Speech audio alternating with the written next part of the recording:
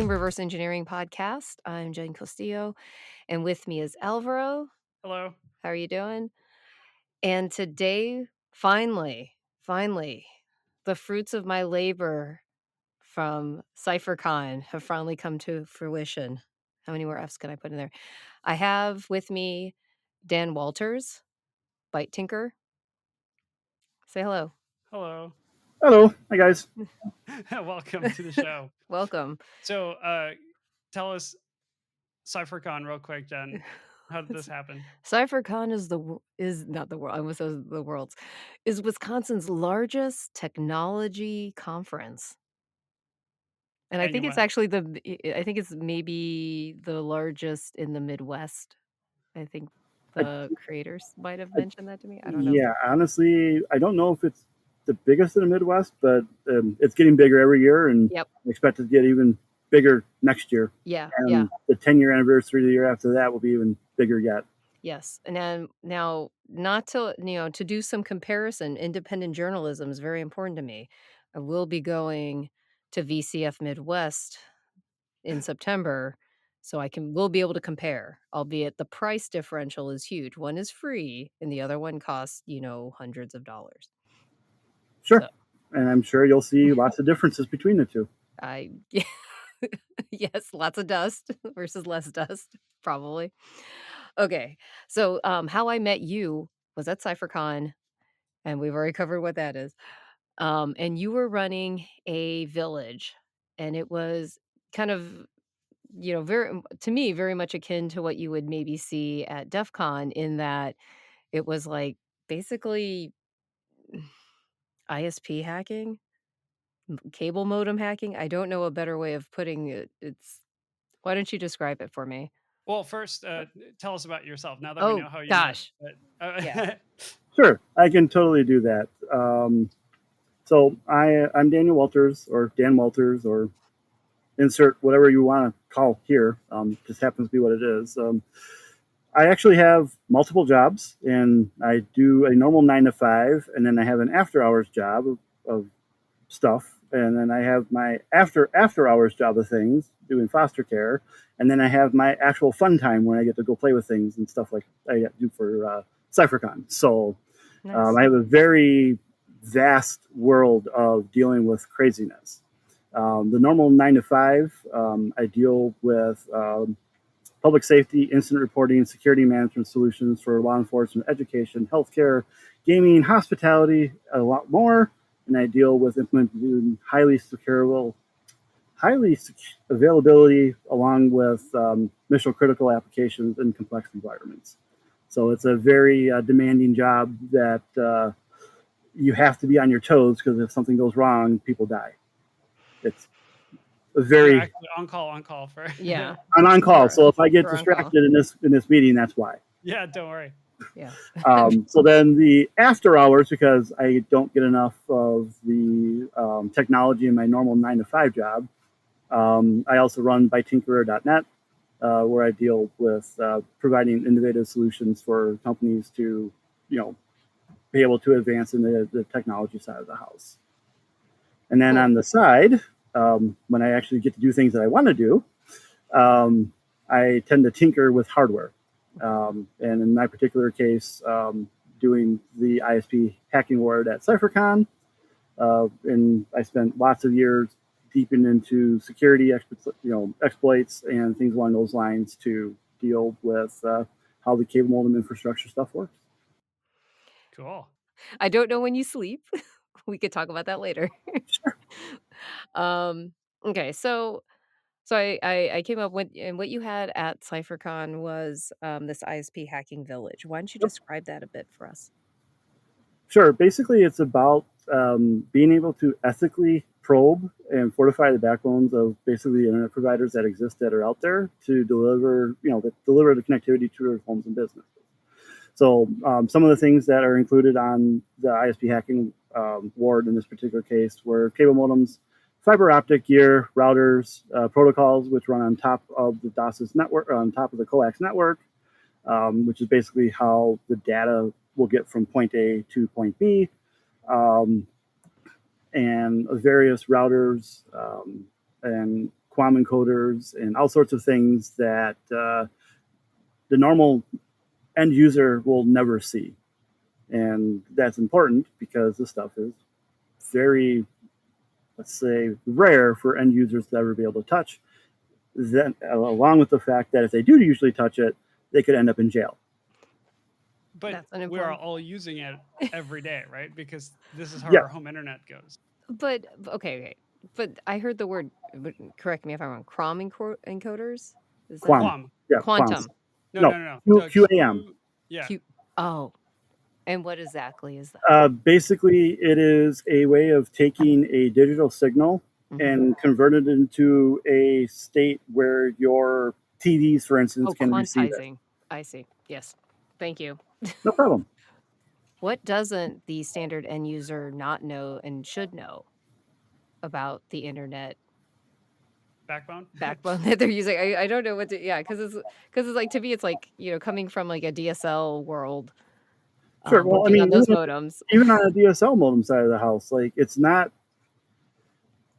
The question is a good question. The hard part is it's hard to explain in a short timeline.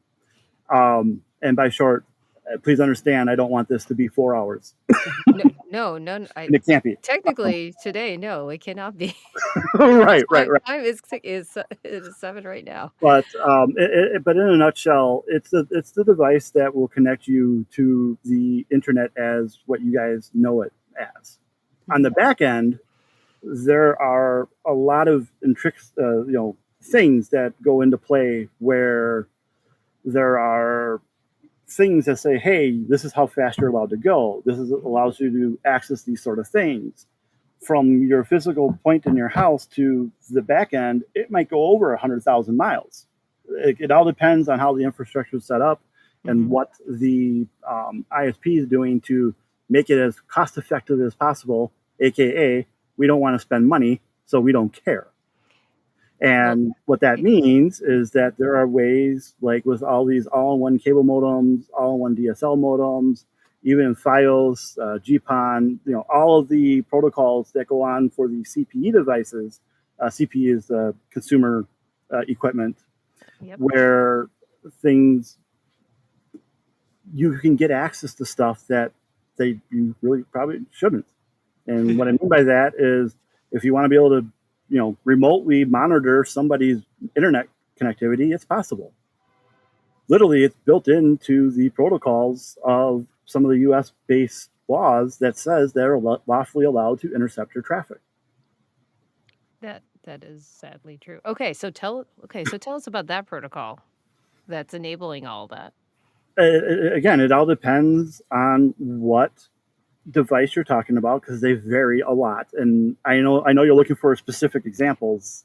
So if we want to simplify it, I would limit it to like DOCSIS, I guess, which is the cable. So the problem with that, it's still There's even DOCSIS within 2 and DOCSIS 3. So you have DOCSIS 1.0, which is the first variant, which came in the early 90s. Yep. Then you had 1.1, that came in the early 2000s, and then there's 2.0, then there's 3, now there's 3.1, and then last 3 months ago there's DOCSIS 4, and all of the protocols it's just a data plane. At the end of the day, DOCSIS is a data plane, and then there's stuff inside that data plane depending on what they're needing to do with it to give and take more things. Okay, so let's take it back then. So you Sure. totally understand that the protocol is just the enabling API conduit that will now, through the different revisions you've stated, like from the early 90s till now. Sure. Has that API become more enhanced over time? Of course. Okay. Always. What are some key enhancements that they've made? I'm assuming it's much more rich to to get and set and change things. I mean, as far as the getting and setting and changing things, I mean, from the management perspective, yes, definitely. Like, there's lots more control over, hey, I want certain packets to have certain quality aspects when it goes over my infrastructure. Okay. So, like, typically speaking, when you're dealing with, say, with stuff with VoIP, which is your standard phone stuff now, it will have the highest quality of things so that it has least impact on the network where it's going to be interrupted with something. Okay.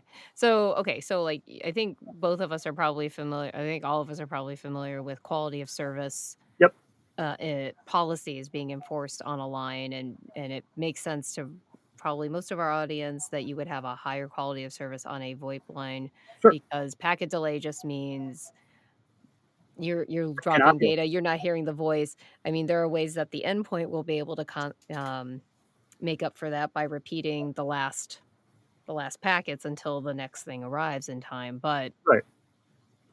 But there are other things too. Mhm. And what I mean by that is like there are things where you can do essentially man in the middle attacks Okay. over the WAN side of the house Okay. if you set it Like up right. like ARP spoofing. It's kinda not deal? really ARP spoofing. It's Okay. literally you're saying, no, all your traffic's routing over here first, and then you can route it back to the device, and then the device will send it on its way. Okay. And how open are these standards? Like, is Oh, this it's completely open. Like if you read through it, you can find it. but are they publicly are they Oh, yeah. published or just easy to Oh yeah, okay. it's publicly published. Is It's it's an RFC. Yeah, I was It's gonna not- ask, is oh, these cool. RFCs or are these Yep. It's not like an IEEE, like, ITUs? oh, you need to pay to get No, it, or nope. There's no or an pay. ITU or a oh, You I literally mean, that's good. no, literally have to sit there and you go, oh my god, my brain's about to explode because this is so boring, and you skip over half a section and you realize, oh, that section's important. yeah, that's why I left telecom. Uh-huh. But the RFCs are pretty short, most of them. Not in No? DOS's land. Oh no, words have failed me. You're Okay. thinking about UDP maybe.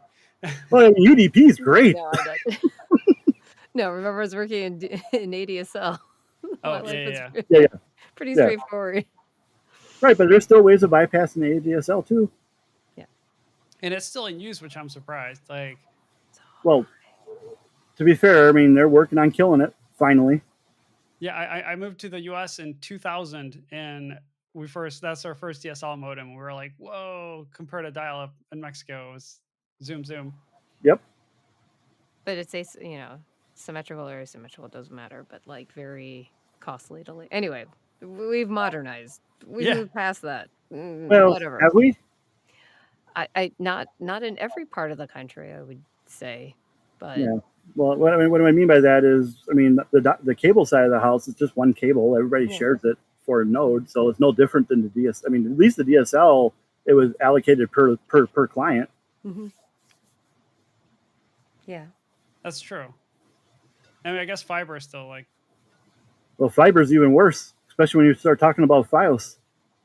oh, Because the FiOS side of the house, typically the way most of the ISPs run is that they will just split that fiber across 128 houses. huh. So I mean, obviously that makes sense.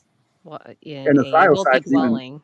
And even the FiOS side's even scarier because literally you're relying on the ONT, which is the CPE device again, Yeah. filtering that packet out.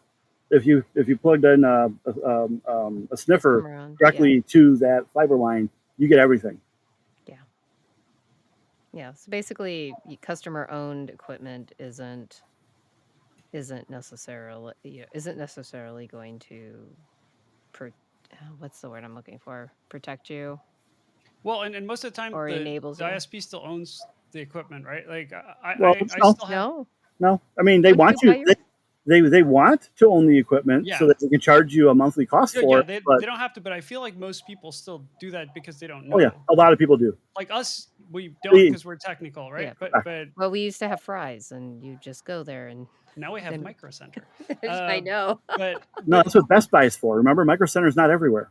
we just got it for the first time. No, we had Micro Center. Well, we had Micro also Center had in fries. Santa Clara, and then it went away and turned into a TJ Maxx, and now it's back in a newer, smaller location.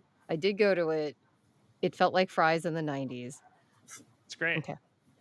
Anyway, yeah, I don't know why we don't have a Micro We're doing Center the out here, tangent Dan. thing. Understood. Dan, I'm sorry. I was like, I don't know where there's a Micro Center here. Well, the nearest one to me is actually Chicago.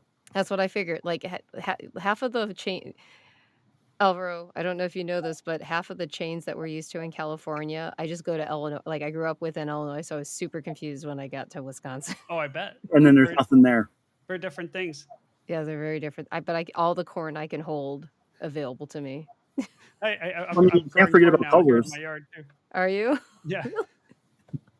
But anyway, Okay. Anyways, Okay. modems. Modems. Okay. So trying to create a break. Okay, let's say let's say I happen to have the right modem. What can I do on the WAN side without even Legally. blinking an eye? What can I find out about my central office? Using a very ADSL term, but you get the point that I'm making.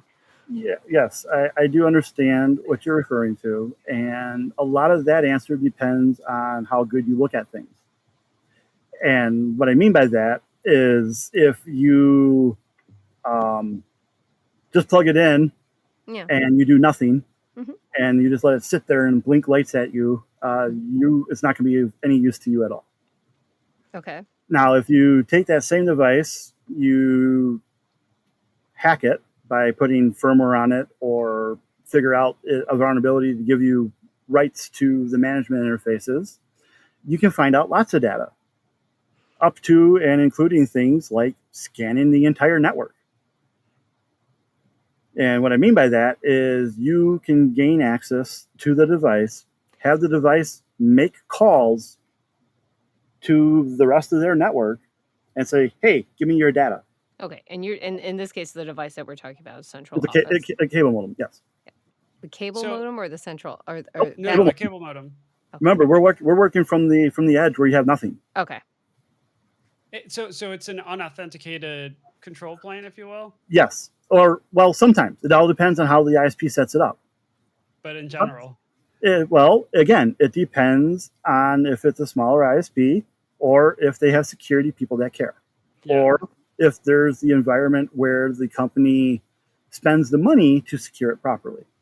Let me take a little sidebar here for a second. Sure. So sometime when I used to work for a call center equipment company, we would train people, the people who would purchase this equipment, and say, hey, you should set up an admin password. You should set up this. You should Yep. set up these things. Yep. And what we found was oftentimes nobody did anything. And then 2600 would think about it and then hack people's call centers. Sure. Are you trying to This tell us works. the same is probably very likely, that people didn't go through the full setup? Oh, it has nothing to do with that. Mhm. That's a whole different problem. Like Okay. that's an end user problem. Well, What I'm referring to here in my particular case is by default when these devices turn online, they turn on, they go out and grab a configuration file from the front end. Yep. Well, this configuration file has usernames and passwords that are built into it that you can read. yeah. And they use the same usernames and passwords across all the devices. So you can spoof. So, well, yeah, you can spoof, you can take things, you can, if you can find the other nodes on the environment, you can set things. For instance, I'm here in Wisconsin, you're in California, I believe, or I am, somewhere yes. else. I could potentially log into your cable modem from here in Wisconsin, tell you to use my DNS server. Now all your traffic comes to me. You would never even see it. If we had the same ISP. No. Oh. Oh yeah, no. Like, because these are remotely. These have their own public IP address that you can. well, sometimes it depends on how the ISPs have them set up. Interesting. Other times, this is the even more crazy part. Sometimes they have what they call their HFC network, which is their hyper fiber something or another. I don't remember what the C stands for off the top of my head. I'm sure I could look it up. But that is their internal customer side, or I guess management side of the infrastructure, where they are usually all connected to each other. So if you're on Spectrum, say here in Wisconsin, and you're in Spectrum over in, say, Florida, you can talk to stuff from Wisconsin to Florida on the internal network. Without leaving to the Without public leaving, internet. correct. Yeah, that's. I mean, it makes sense, And, but it's no different than with Comcast or Charter or insert any of the other major carriers, because it's easy for them. Yeah, it makes sense. And I mean, yeah, I guess if you do that, then that's technically not allowed, but that doesn't stop anyone usually. Well, again, in my particular scenario, I'm doing everything legally. It doesn't matter. I have my Yeah. own hardware. I'm running my own front end. I'm running my own back end. So, Like so you're running your own ISP He's basically in a literally lab. I'm yeah. literally running an ISP as a lab. Yeah, so like the setup that he had is you can see he has a central office on one table and he has different terminal endpoints that would be like our houses at different places around this, ring of And yeah, so walk us through the CypherCon ward. You have a virtual ISP set up, and then people can. What kind of things can they learn? it's I mean, basically a closed network, yeah. yeah, it's essentially it's a completely closed infrastructure where they can do whatever they want. I mean, in my particular scenario, I make use of the setup for a CTF, but it's not the normal CTF that a lot of you people, I'm sorry, that's probably the wrong word to say that a lot of people are used to. And CTF in this particular case means capture the flag. Yeah. Most of the environments are a layer 2 only environment. And what I mean by that is you plug into this thing and you just scout around and you find things. That's boring. Like, and I mean that. Like, that's boring. So I decided to give the people an actual CTF where they have no access and they're supposed to gain access from a unauthenticated endpoint to basically give themselves RUT. Yeah. Yeah. Mhm. And what hardware were you using Well, for CypherCon? Like, well, was this cable? that's the thing. There's cable modems. There's CMTSs, which is the cable modem termination system. That's the front end that the RF talks to from the cable modems. You've got routers, you got RUT switches, infrastructure. But it was cable, right? Well, no, I mean it's cable, and I also last year I brought in phones as well. So like cool. there's lots of things. And next year, assuming that I can understand the concepts enough, I've been putzing with it for 3 months already. I'm bringing cellular in. Mhm. That should be fun. Like 4G or Oh yeah, yep. yeah. What are you gonna What are you say, saying? 2G? Blade RF or What? Oh no, I have actual cell towers through nice. CBRS with the Citizen brand radio stuff. Cool. Are you But gonna come out to the Midwest? no promises on that at this point because it's been kicking my butt. But at some point that it will show up at CypherCon, and hopefully the year after that I'll be bringing FiOS in because at that point hopefully the cost will come down to a point where I can afford it.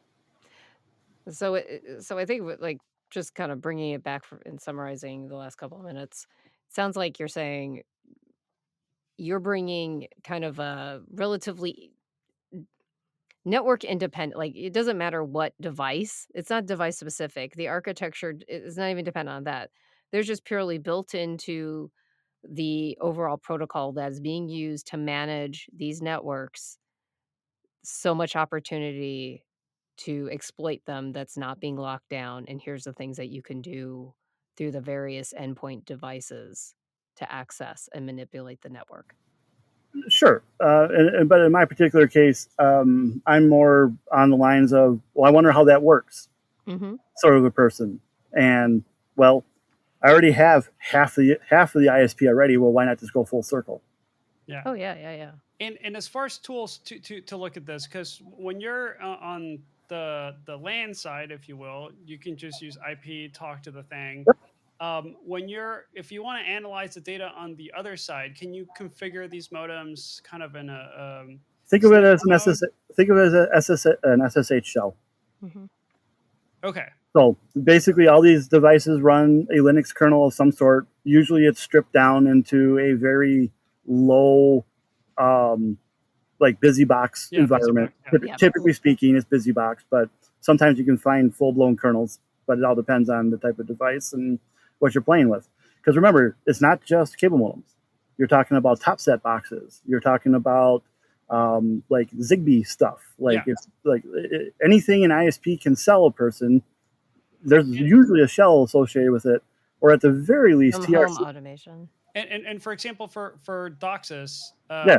can you configure a modem in like sniff mode, Oh yeah. if you will? Yep. Yeah. There's a promiscuous mode for Mhm. that as well. Yep. Oh, cool. Yeah, because then you can just see what's going on in the network. Not necessarily. It all depends on what protocol it's Right. running, which version of DOCSIS it's running, and what the ISP has configured. So Yeah, because they might only send there you the is packets. some, and I put this Yeah. in air quotes, even though you can't see me right now. There are some um, uh, modems or some security that exists, and what I mean by that, it's 56-bit DES, and Not even triple DES, no, just regular DES. just normal DES. That's it. Now that's changing with DOCSIS 3.1 and DOCSIS 4, but the RFC mandates that 56 is supported, and because that is the easiest method, that is what everybody uses. Yeah, unless they remove it, Correct. people need to keep it for backwards compatibility. Correct. Yep. That's the Okay, story some of stuff- And- security. And even if you make use of a VPN, which is what everybody tells you to do, it doesn't matter because the VPN endpoint is still going over that modem. Yep. I mean, this is ultimately like kind of how all the cell tower monitoring stuff keeps. Right. That's why there's value in that. Doesn't matter what OS you're using. Is once your cell phone tower goes there, they have a record of it. And as far as so the RFC's public, how available are tools to kind of explore and work with this stuff? It's no Mhm. different than the tools you use for pen testing. Same It's the exact same. tools. It's the same tools. Now, sure, you might have to cross compile it to run on top of MIPS or ARM or something like that when you get some really Mhm. oddball devices. But at the end of the day, it's the same tools. Nothing special about it. And so it's just about knowing the protocol and knowing what files to send where. Correct. So Linux being able to query what type of CPU based device you have and the crossfire tools. But Yeah, a like, lot of these, when you connect it, it'll tell you, "Hey, I'm BusyBox version 123." So Yeah, and so. they And will. you just go do okay, well, cool. Well, can I cat the proc? The proc, and oh, cool. So I know it's an x86 version of Yeah. some ARM Core 7 or some crap. You know, Is it really using x86 that often Oh, yeah. instead of like a standard ARM or a standard MIPS? Yep. I guess it was cheap. A lot? Yeah, well, it's cheap and it's open source.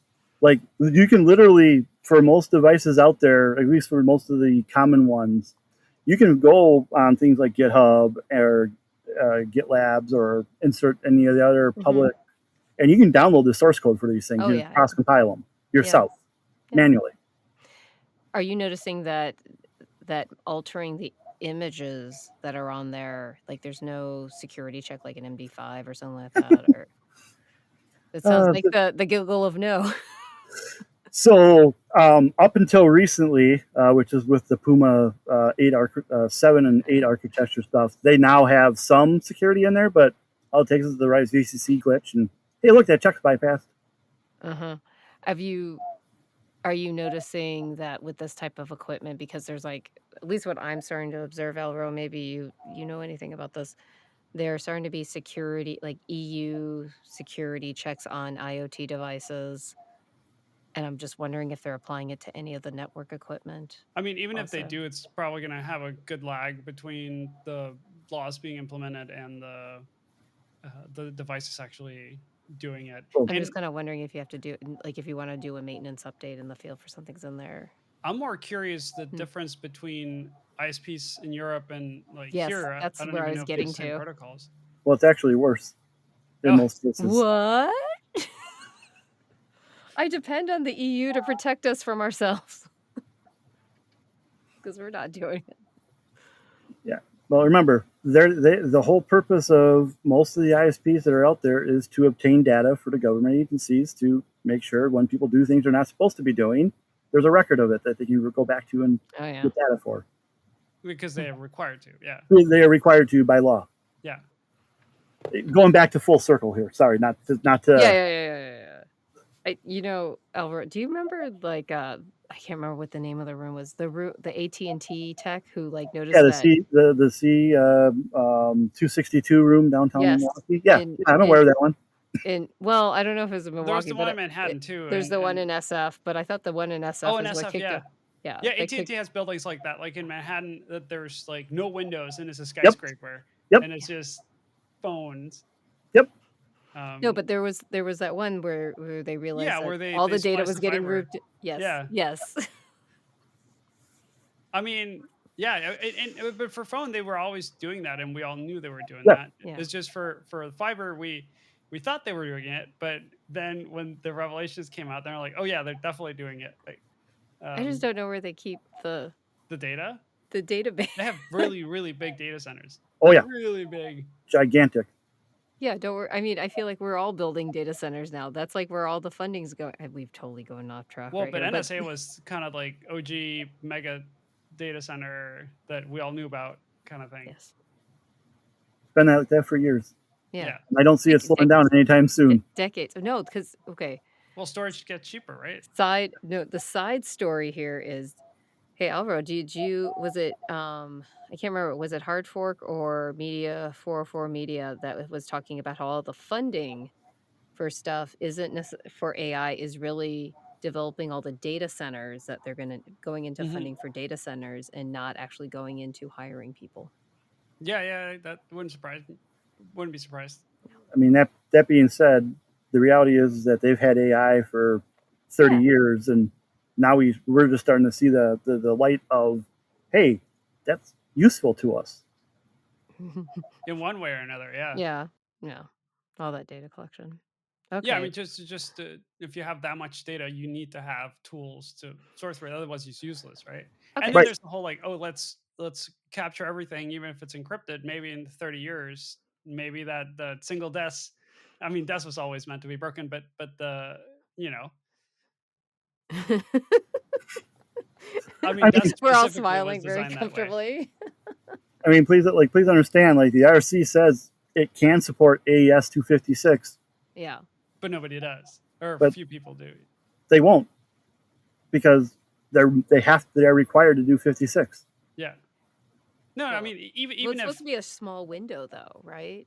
Like Well, that ship sailed like 30 years ago, so Right. But no, I mean, I don't mean a small window in the arc of the technology. I mean, like, if they're required to support it for backwards compatibility reasons and interoperability with other products in the field that haven't been replaced and support that, then I would expect that the negotiation window to use it is either at a first stage bootloader or very early on. that, But no, we're talking physical layer here. We're not talking about but bootloaders. that's not how I see it, Jen. Like, let's say that the standard allows for DES, for AES, all these things, right? Well, if I'm a manufacturer and I can implement DES like easy, why am I going to even implement the rest? Like, just because Which I'm means lazy. your factory mode is the only theoretically would be the only thing using it. Oh, as far as like maybe? you can do a firmware update, you mean? Yeah. Again, mean- but why would they? There's no incentives. I mean, the Unless firmware they're update forced to. process. I mean, the firmware update process is actually even more interesting on the modem side of the house because it gets kicked down by the front end, anyways. Like, there's a configuration file that says, "Hey, go ahead and download this file."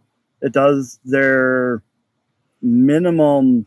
Usually, it's like an MD5. Sometimes it's an SHA. It all depends on what protocol, which devices it is, and Yeah. how much CPU support it supports. It's like, yeah. It's basically like, hey, yo, get me that zip file, that tar zip. I mean, Well, yeah. even when I brought my own DOCSIS modem, my DOCSIS 3 modem to, I switched to Comcast Business a while ago. Sure. Then Are we doing Comcast. ads for Comcast Business? No, I don't have them right now, but Okay. when last or a few companies ago, we Yeah. got a discount. But the tech is like, hey, okay, I'm gonna update the firmware on your modem, and I'm like, okay, like nothing, because it's plugged Yep. into their network, so they Yep. can just go and. It's update just the firmware. from the update side of the house. It's literally an SNMP set. Say, hey, reboot that device, Mm-hmm. which gets into even more scary subject. Which, if you want to, we can dig into that. But it will remotely reboot that device and then grab the new configuration file and say, hey, go ahead and download the other file and then apply it to the device. I mean, it feels like, broadly speaking, like every single Linux IoT device operates this way. Yep. I mean, they have to manage it somehow. Oh, no, no, they have to manage it. I think the thing is, like, it's just such a common paradigm, and it's so easy to track down what the hell's going on that let me gather my thoughts more effectively than what I have right now. Uh, Linux makes it so easy to find out what's going on, kind of. I'm gonna go with that compared to like the smaller But so question, like devices. Sure. like you said, in some situations these are unauthenticated. So you Mm, could, in theory, with your modem, tell my modem, "Hey, I have a firmware update for you. Yep. Here it is." Exactly. Um, but you also mentioned that there's tons of logging going on. So if somebody were to look into it, it would be right there. Well, no. Or oh, okay, Well, because again, if you're on an unauthenticated device and it's not, there's no trace of it on the network. Well, then what the hell? What good is it for you? that's true. So how often or does this happen a lot in the wild of like people's modems being taken over maliciously, if you will? uh, I'm sure there are scenarios that exist out that way. I can tell you from firsthand experience with the CypherCon side of the house that if I wanted to create a denial of service attack against someone, all you need is an SNMP set and a particular, not even going to call it a password because it's a plain text string that's in the configuration file. It's not a Which you get password. as long as you plug in. So if you plug in, you mhm. can literally tell a device somewhere that you are targeting to reboot and reboot and reboot and reboot. Or if it's an all-in-one cable modem, you can do even worse. And what I mean by that is, okay, cool. Well, I'm going to go ask this device, hey, what is your SSID? Mhm. And it'll give it back to me. Okay, well, what's the SSID password? It'll give that back to me too in plain text. Okay, now it gets even worse because people have habits. 9 times out of 10, maybe not 9 times out of 10, but the average user is going to make use of a phone number. Okay, cool. Well, now I have an SSID, I have a phone number, I have the data traffic because I set the DNS server to mine. Well, now I can call up and say I'm the ISP. Hey, you missed Because your you are. payment. Hey, you missed your payment. Okay, you see where this is going with Yeah, yeah, credit yeah. card fraud? I just want to point out that you're giving me so many samples for us to remix into a number one jam. Understood. And please understand by me talking about these things, it's not the fact I ever want someone to do such a thing. No. No, but the fact that like knowing that this is possible is half the battle, right? Because Correct. people are going to be doing this either way, and the more people know about it, maybe somebody will do Eventually, something. someone will do something about it. That's the whole point of having these things at your security conferences is to bring up awareness, right? That hey, Correct. this is happening. Let's do This something about it. right, right. But I think that initially what he was saying, can you do something malicious? And he was answering, and in my head, I'm like, well, of course, Comcast business every day is doing something malicious, probably most often, like updating your firmware That's without their you business necessarily model. wanting. But like, you know,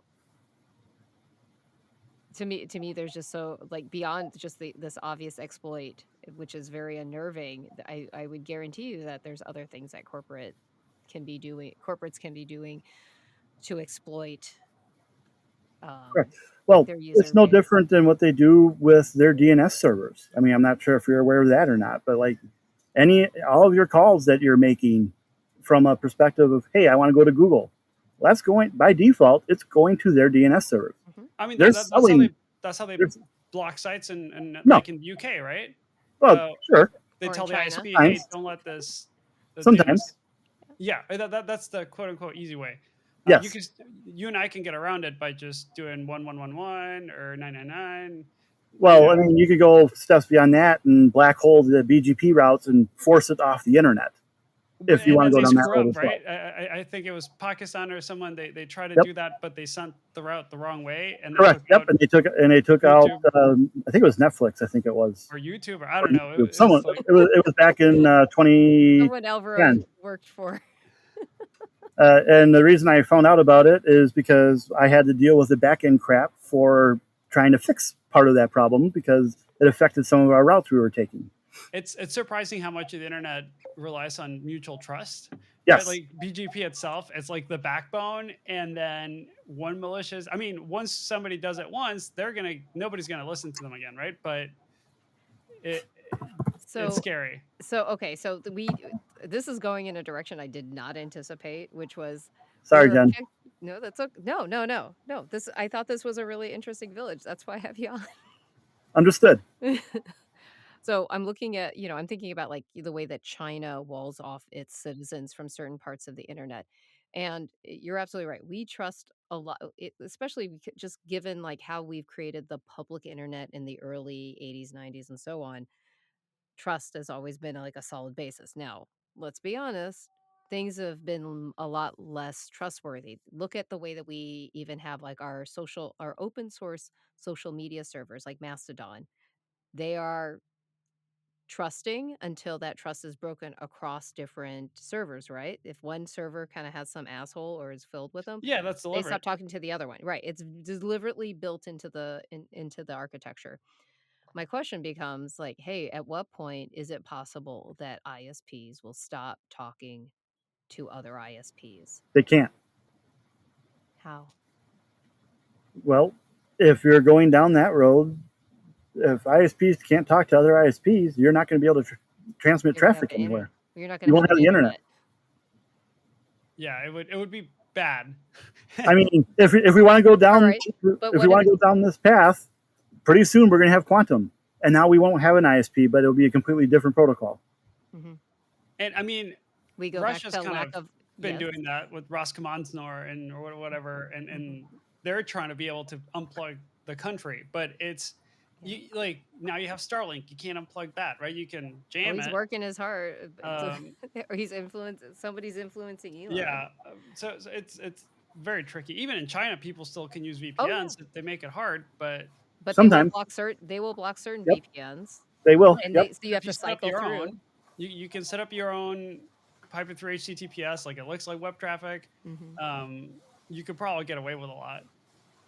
They do. I Yep. don't know what they're doing now, but I think the natural point that I'm getting to is I'm just wondering aloud if it's even possible that entire countries would fragment their internet I traffic. think I they know. would like to, but it's extremely hard. Not if you want to do business in the global market, I mean, there. I there do I mean, wonder if people there's. want to do global business I anymore at this mean, point. yeah, you have to. I mean, if you want to look at it from a perspective of the dark net, like that is a segmented version of the internet that, you know, but it's still connected to the core. Yeah. So going back to the ISP modems, that kind of stuff. How Yeah. did you get into Yeah. that area, and what kind of tools did you start with, and what are some of the tools you use now that help? I mean, a lot of it for me really boiled down to the fact that I was curious. Like, I mean, at the end of the day, when I grew up, I mean, the reality here is that I wanted to know how technology works, and well, what happens if I broke it? Like, Mhm. this is weird. Insert whatever this is. I mean, I don't know. Say that you have a TV remote, like something stupid that it's everywhere. Well, I want to know how it works. Like, how does it, like, take it apart and look at it, Mhm. and you start to learn things, and then you learn more things, and then you go, wait, now I understand IC circuitry, and I'm 18, and I never took a CE class in my life. The hell? And then it just keeps building, and then you start learning how to build PCBs yourself and electronics yourself and understand the protocols that the chips talk to, and it's like, but I don't have backgrounds in this. Why do I know this? So in a nutshell, for me, really it boiled down to is I was curious, and what they say, usually curiosity leads you down to a horrible rabbit hole that you can never go out of. Yeah, I mean that's how a lot of the people we've talked to. It's most like either they told them they couldn't do it, or Yep. they're curious, Yep. or They're just something's not breaking things. working. They're just you give them something and they get bored with the toy itself, and then they just start opening the toy and Yeah. figuring it Yeah, but out. my favorite is like somebody said I couldn't do it, and it's like, Yeah. oh, that's Yeah. fun. Well, those are the best. Those are the best type of challenges. Yeah. When someone says, "Well, you can't do that," watch me. Like watch me. I feel like there's 2 ways to read that you can't do that. You're not like AKA But you're you not supposed shouldn't. to do that. Yeah, you should do that. You're not supposed to do that. Or you specifically do lack the capacity to achieve the But that's just thing. a challenge to us nerds, right? Yeah. Right. Well, I mean, like I can bring up an example. Please. This is going back a couple of years when I was doing MSP work, but there was a time where Intel had some CPUs where you had to update a BIOS on the motherboard in order to support the cheaper CPU. Okay, Mhm. so in order for you to do this upgrade, you had to buy a $1,000 processor so you could put a $200 processor in it. Okay, and the manufacturer, which the board, which in this case was also Intel. In this case, it was an Intel scenario back when Intel made motherboards. They might still, but I digress a Yeah. little bit there. They told me you can't do that. Like you have to buy a $1,000 processor to get this thing upgraded. I told them I wasn't taking that as an example.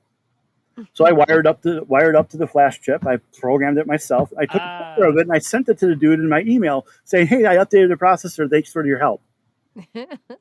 Yeah, because all you needed the fancy processor for is to run the flash drive and run the Well, utility. again, this is back in the early 2000s, so flash drives really weren't quite a thing yet. Or No. well, a floppy or You Yeah. could DVD. well, you could get like a disk on chip or you could Correct. get Yep. like Yep. a large compact flash. Correct. But I think the to me the main difference is that and I think we take Alvaro, you and I take this for granted, but I distinctly remember during that time period and I talk about it way too much, but it costs so much, it costs so many tens of thousands of dollars to get a firmware engineer on board into your company, not just to sit in a seat, but just to have the equipment available to do their job. So like to me, like $1,000 back then, probably not that big a deal unless I was in a really super small startup. But like now, we would never think to do that. And we have so many No. of those like open what's the is it open OCD? Open what's the one wire what's the debug interface? SLED? No. Oh yeah, that is another SWD. one, but there was another open one. I that mean, w- that was OpenOCD. Yes. There was and the then- Bus Blaster, Yeah. There was the one that there was like the Bus black Pirate, black Black Wire. Magic Probe. Black Magic Probe. Like all those things kind of sidestep you having to spend hundreds of dollars, thousands of dollars, tens of thousands of dollars just to program a chip. Right. And you And again, it's just one of those things where, like, I personally, if someone says, "Well, you can't do that with that device," okay, game on. Now it's a okay. Well, what can I do to make that thing yeah. act the way that person told me I couldn't do? And speaking of flash memory, how often with these, if you get a new modem or a new device, how often do you dump the flash and look into it versus All the time. just trying to? Okay, All the that's time. still standard. What's your favorite flash dump tool? Yeah. How are you doing that? I mean, for me, it's going to be the USB JTAG, but for the most part, that's kind of obsolete now and considered old school, and they don't sell it anymore. But it's still one of my standards go to. Otherwise, I make use of the what the hell is it? It's an Ingenia. What is it? Steady Prog. It's an RT809H. In my particular case, it's a universal programmer that will Yeah. accept everything. And you just like either get I like just- the different I just dump a chip. sockets. I jump a, it has Zip. different chips for different zip interfaces. And hey, I want to do NAND. Okay, cool. I'm showing them, but I put the NAND programmer in the chip. Yeah, Yep. yeah, you got the socket adapter for Yeah. it, and Or in other cases, you grab probes and like you don't even have to desolder the chip anymore. You just Yeah. dump it on top of it and pull it and move. Yeah, I would say broadly speaking, like depending on what product you're using and the amount of surface area that you have, it depends on like whether they'll actually expose enough of anything to make it easy for you to. Yeah, well, I mean that's part of the fun where you Yeah. you remove the chip and then you figure out, okay, take that multimeter and Yep. does yep. it go anywhere? And damn, okay, cool, good So- to know. So kind of tagging on to Alvaro's question, if Alvaro wanted to get started tomorrow, and I was going to send him a care package for him to get started, what would I pick up? What would I pick up from eBay to send to him? Everything. Okay, And I know that's not the answer that's you're not looking the answer. for. It's such a dead answer. That's I mean, I know it's such a bad answer, but honestly it's the best answer. And I say that because if you're trying to build this stuff Mhm. out, brand new out of, from scratch, not brand new from scratch versus DIY from scratch is kind of my method of looking at Yeah. it. It's going to cost you over $250,000 just for the CMTS, which is the cable modem termination system. Like that's the front Oh, end. this is if you're setting your own ISP, Yes. like Yeah. first place. Yeah, like if you just want that one part, it's going to cost you almost, a quarter of $1,000,000. Which feels very essential. Otherwise, you are messing around with somebody else's lines, Network. which is going to be Correct. its own thing. Correct. Well, I think I have a cheaper way is you go to CypherCon. Yes. Well, that's That part is of the reason why it exists. That is under $1,000. It is under $1,000. It is, and you get to meet fun people, and you get to meet fun people. But yeah, I mean, that same there's a DEF CON and these other conferences have been doing it now, like the Industrial Control Systems Village. They'll bring some really fancy ICS stuff that you and I couldn't play with normally, but some people in industry or some people who are really good at eBay and liquidation services, they get these things. I mean, same, we previously interviewed Hash from Richessum. He does the smart meter reverse engineering. Mhm. And same thing, over time, you kind of build your library of tools and devices to play with, and then share them with the world because not everyone has access to it. Right. Are there forums that people use to learn about this more, get started with? So there's a yes and a no answer to that. The yes answer is that there is still one that exists. Okay. The no answer is the ones that existed that were helpful have been pulled down. Oh. Why Are they still on archive.org or do they totally... They might still be accessible on archive.org, but a lot of it boils down to when people end up on those things, it's for theft of service only.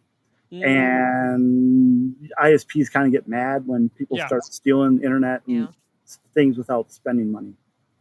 Yeah, so that's the shame, right? It's like the Flipper Zero, right? It's a really great multi-tool, but then people start using it for stealing cars, and now they're banned in Canada and things like that, which is like security enthusiasts like you're doing this for fun, you're doing this for the educational purposes, but of course all these tools can also be used maliciously, right? Yep, the nefarious actors are always the thing that you have to be mindful they of. ruin it for the rest of us. Correct. So going back to your original question about what tool, what hardware, like you will need a CMTS. You're for sure going to need an RF bonder. For sure, you're going to need a router of some sort, a server of some sort for TFTP, and at the very least, a cable modem. Like the absolute bare basis of what you would need. That would be what it would be. Yeah, because this is silly, but if you have two cable modems and plug them in directly to each other, could you get that to work? Yes, with Mocha. Most of the cable modems now support Mocha if you put them in the right format. Okay, so that would be kind of a more limited, like, you're not going to experiment the whole protocol, but you can still play with some local communication. Basically, it's going to give you a physical wire over the RF space. Yeah. Because that's all it is, right? You're just modulating on the coax. It could be an antenna, but at least they're like at speaking the same OSI layers at that point. Yeah. Yeah. Okay. Now I'm wondering like what you have to write on one end to have it be the central office or the main. Oh, like to pretend to simulate it from a modem? I don't think it would be practical. Well, but it's point to point, right? What you want is like a many to one, like if I wanted it to be really malicious and create a whole bunch of issues for the local ISPs, I could plug my CMTS into their system and I could take over their whole node. because you have all the I, tools. I, I run like I have the hardware. I'm literally like if I set my CMTLS lower than where their RF frequencies are, Mhm. and tell the entire all the modems on the network to say, "Hey, go reboot now." Well, it's going to scan. It's going to find mine first, authenticate to me, and now I'm literally man in the middle on the physical layer. Okay. There's Sorry, a lot guys. here. So no, you're doing fine. Okay, we're gonna switch it up. Understood. Okay.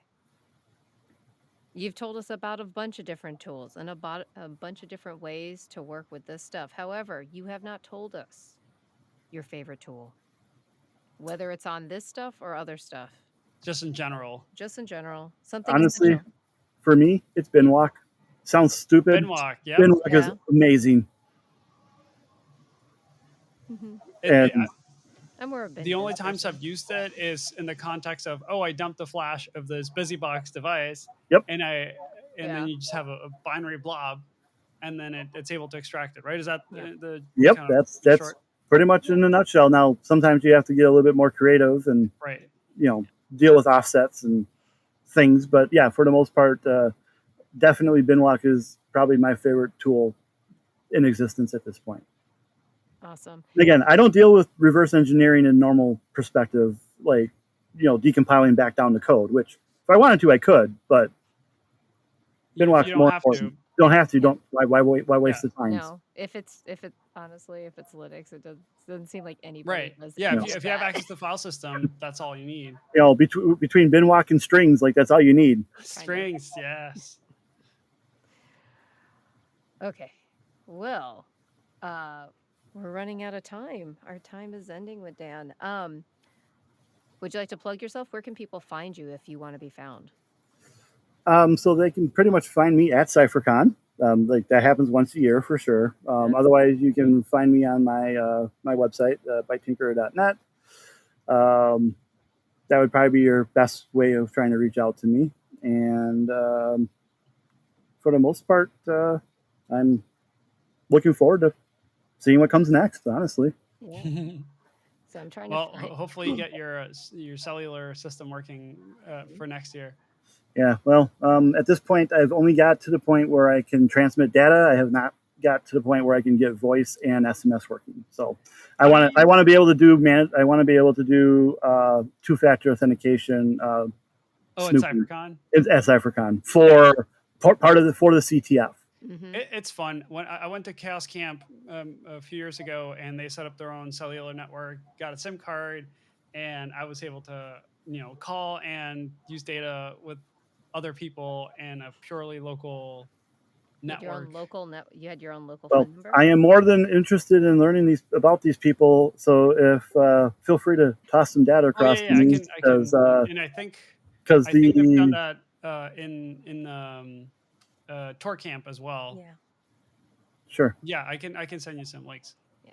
Just to go back, CypherCon 2026 is April 1st and 2nd, and I'm sure Yep. the gentleman and group who runs that will be very happy I mentioned that. Yes. Well,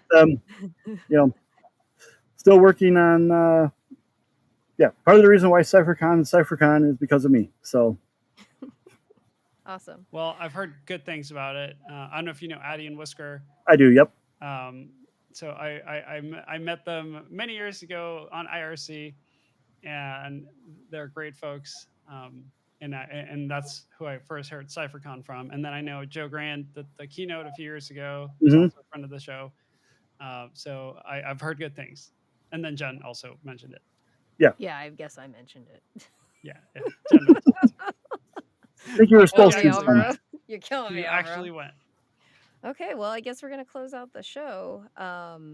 If you have comments, suggestions, you cannot find us on X or Twitter or whatever the heck that thing's called, but you can find us on Blue Sky at unnamed_show. If you still can't find us, you can find us at unnamedre.com. I'll be basically on the internet as Rebelbot Jen. Alvaro, where can people find you? alvarop.com, and then go from there. Yep. I'd ask for reviews on your favorite podcasting app, but I don't know if it matters We're still gonna anymore. do it or Yeah, not we're do it, still gonna but we'd ask. appreciate it either way. Thank you so much for joining us, Dan. BiteTinker.net was the website, and just really a lot of fun learning about this other area that we don't know anything about that we're gonna do something with. See you in April. Sounds good. Thank you so much for joining us. Anytime.